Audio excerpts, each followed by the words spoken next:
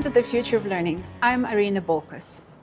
As admissions committees focus on reviewing application for the next year's college class, high school juniors across the nation are beginning to prepare for their own admission cycle. For many teens, the word getting into a good college frequently becomes a driving force behind nights of frustration, anxiety, sleep deprivation, and more 12-hour days than anybody would like to admit. Summers are spent studying for the ACT. Weekends are dedicated to volunteering at some organizations to show leadership abilities and good citizenship, while every sacrifice is made in the name of the GPA. In the end, there is a picture-perfect high school graduate ready for college success. The question is, however, what do colleges really desire to see in their future students? Dr. Hynd, the President of Oakland University, has graciously agreed to join us today to share his perspective on what is necessary for our students to succeed in the 21st century college and beyond, and what their schools can do to help them. Thank you very much for being here today.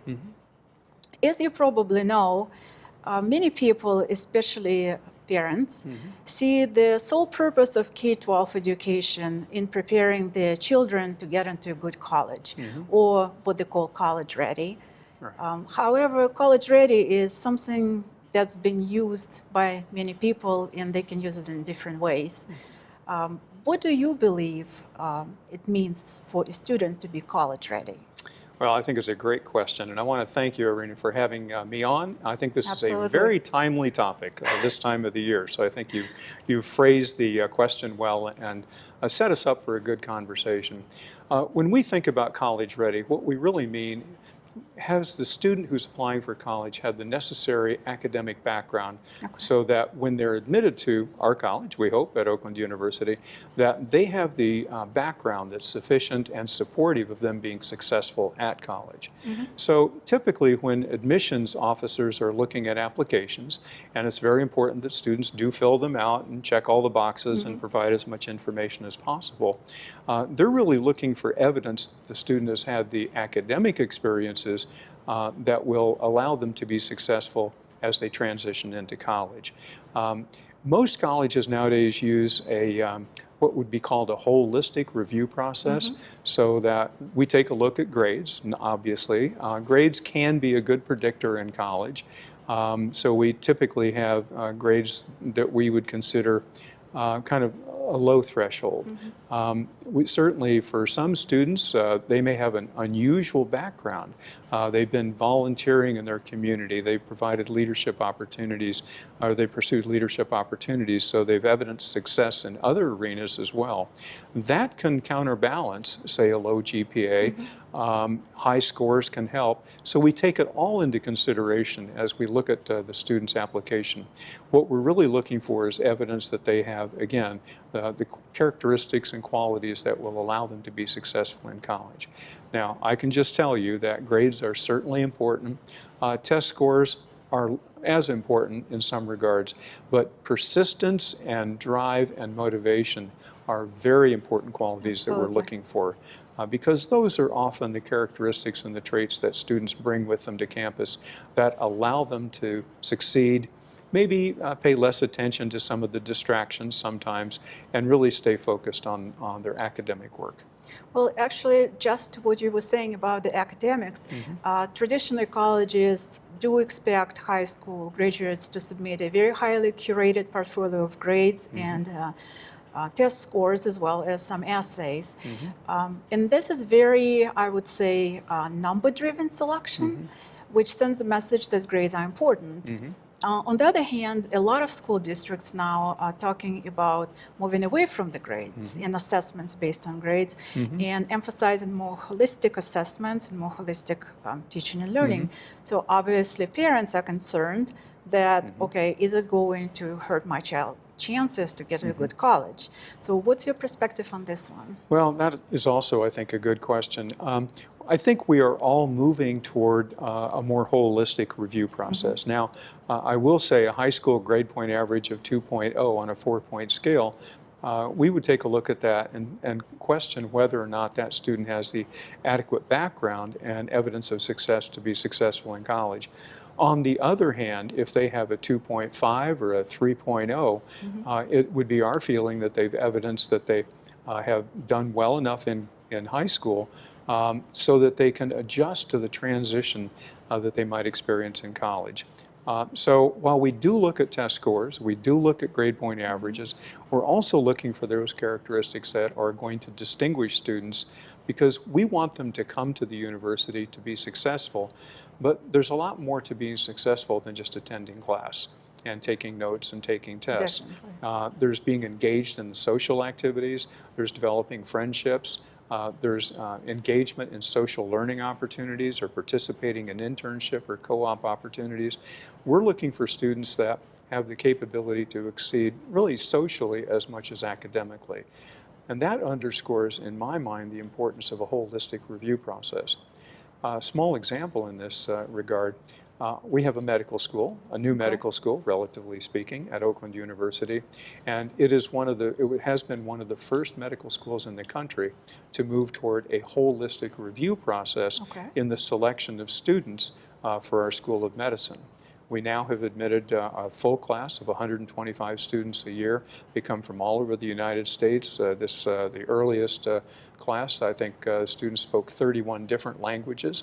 So we're looking for more than just academic indicators. We're looking for things that will be good predictors on students who will succeed, not just academically, but socially, and have the capabilities to develop and evidence their leadership skills. So I think it's safe to say that students, if they have, say, a 2.5 GPA and above and do reasonably well on their test scores, they're going to be given serious consideration to get into pretty much any university they apply to.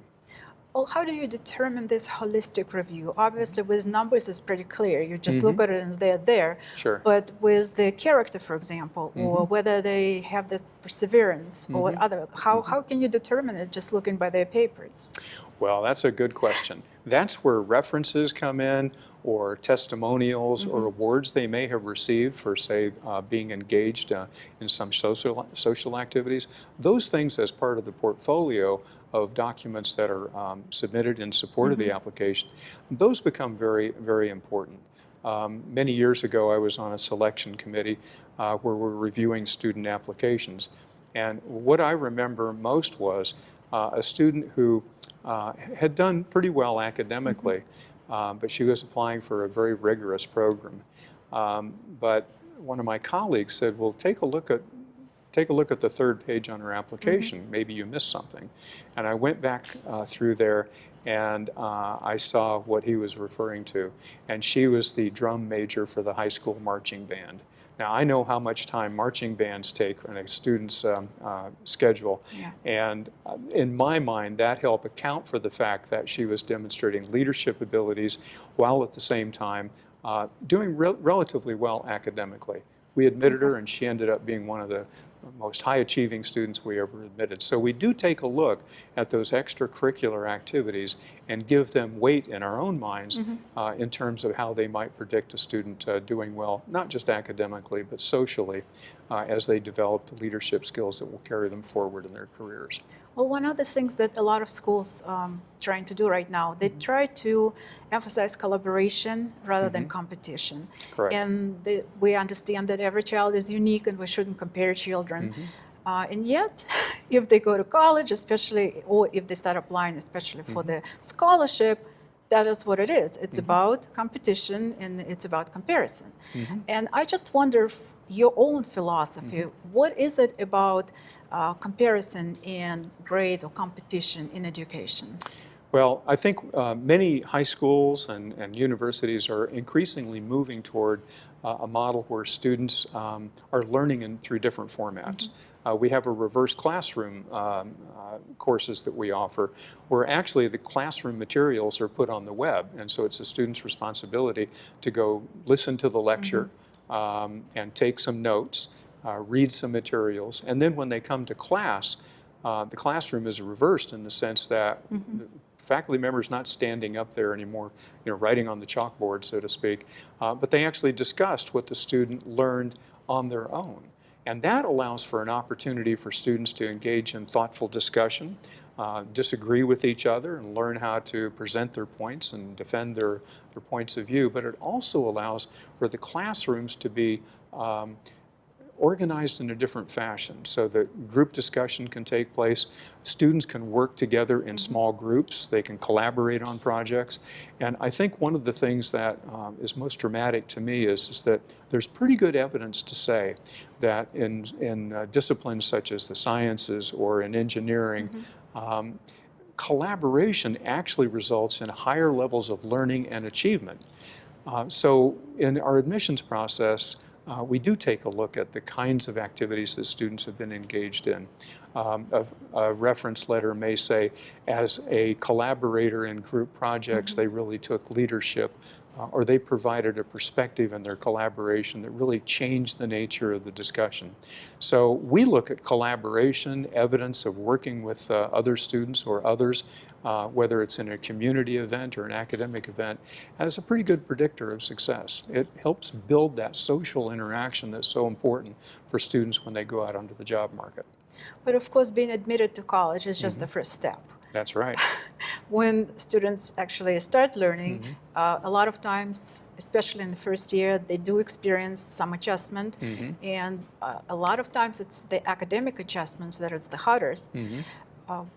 I understand that every instructor might be different in certain ways.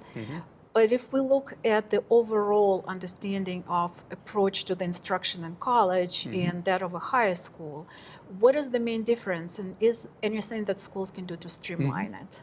Well, I think that's a really good question, because the transition from high school, where you may be starting your classwork at, say, 8:30 or 9 o'clock every morning, and then going until 3 or 4 in the afternoon, where you have class periods. One, mathematics may follow chemistry, history may follow English.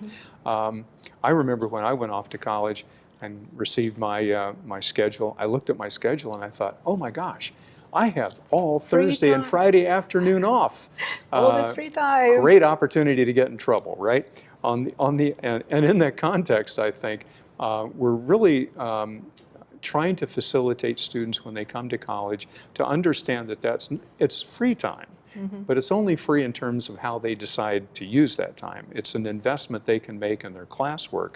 They can be over at the library studying, they can work in collaborative groups, they can be part of, say at Oakland University, we have over 250 student clubs and activity groups. So they can choose to get involved in those activities. And we encourage students to use their time wisely. And I will say, some students, when they move from high school, where their day is so well structured, to college, that can be challenging for some students. So students who use their time wisely in high school are probably going to be more successful in college during that transition. One of the things that's important for us is that we track what we call a retention. And the retention would be from students who come to college for the first time. Do they come back in their sophomore year? We track that very carefully because we want those students to have a successful first year and come back the second year. And right now, we're at about 78% of our students that enter as freshmen come back in the sophomore year. And that's not bad. It's pretty good, actually. And so what we do is we have more assertive advising, and that advising may take the form of telling you what classes that you might want to take, but at the same time giving you advice that if you're having trouble in introduction to psychology or something of that nature, that we offer supplemental instruction or tutoring services. So at the university level, what we are doing, and many universities are doing this, is what I would call more assertive, you might say even aggressive advising, to make sure that students do stay on track, and in fact are able to use that different schedule that we have in college, use that time wisely in support of their academic efforts. Well, it's sort of along the lines that students need to be able to take charge and responsibility for their time Right. and their studies, I suppose. Absolutely. Because it seems like at the high schools, they're used to somebody else doing it for them, reminding them, and they still treat it maybe as children, whereas Right. in college, they treat it as an adult, and that can be adjustment of that kind of sort. I had one of our actually very esteemed alumni at Oakland University. She finished in 2.5 years, and I was astonished. How did she manage to do that? And I said, did you come in with a lot of credits? Did you transfer in? And she said, no, not at all. She just realized that when she paid the full price for a semester's worth of classes, that she could take up to 24 hours. Somehow we let her do this. This is years ago. And so she said, well, she just organized her classroom or class schedule like she did in high school. So she ended up taking a double load and graduated in 2.5 years. I would not recommend this, by the way, for probably any student.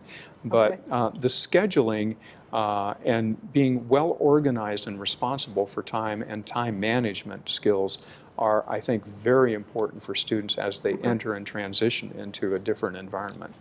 And when they go home at night, mom or dad may not be reminding them that they have a homework assignment due Thursday night. So the responsibility really does kind of fall on the college student as they transition to college. All right, well, since again, being admitted to college is a top priority for many students and their parents, what advice can you give to them in terms of what kind of learning they need to do? What do they need to do to accomplish it? Well, I would tell you a couple of things I think that may help frame a point of view, I think is the right way to say it. One is that most students, when they go to college, really don't have an idea, a solid idea, in terms of what it is they want to do once they graduate from college. The average student, and this is across the United States, changes their ideas about a major, and they may change their major 3 times.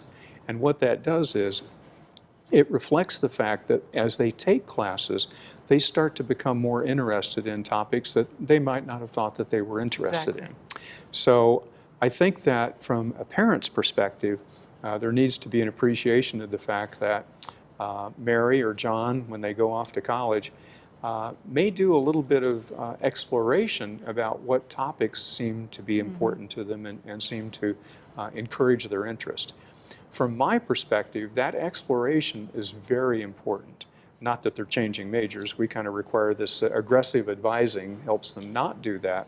But the point is that it's a wonderful time for students to kind of open the aperture and let themselves be challenged both intellectually and in finding out what their own interests are. Self-exploration. Self-exploration is very important. They certainly do that in the social arena, but they should do it in the academic arena.